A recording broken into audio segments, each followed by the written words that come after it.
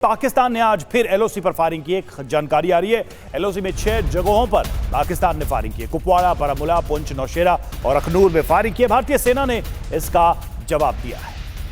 पाकिस्तानी सेना की कई चौकियां भारतीय सेना की जवाबी फायरिंग में तबाह हुई हैं। लगातार 8वें दिन पाकिस्तान की तरफ से सीज फायर का उल्लंघन किया गया है।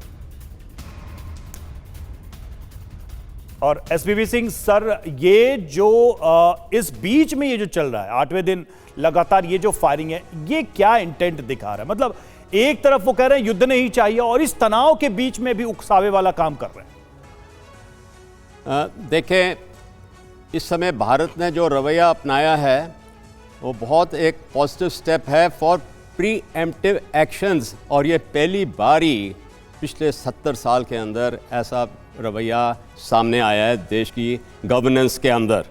देखें, बालाकोट हुआ, उरी हुआ, उस समय हमने एक अपनी विल पावर, इरादा सामने लाए थे और एक्शन लिया था।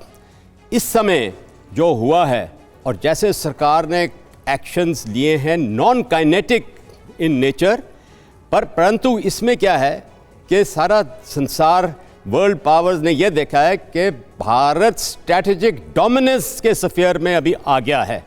और इससे हमारे को यह बताया जा रहा है कि आप भी जरा कंट्रोल रखें, पर जहाँ तक आतंकवादी का सवाल है, टेररिस्ट का, उसको नष्ट करना है। वाइस प्रेसिडेंट यूएस का भी यही संदेश रहा है।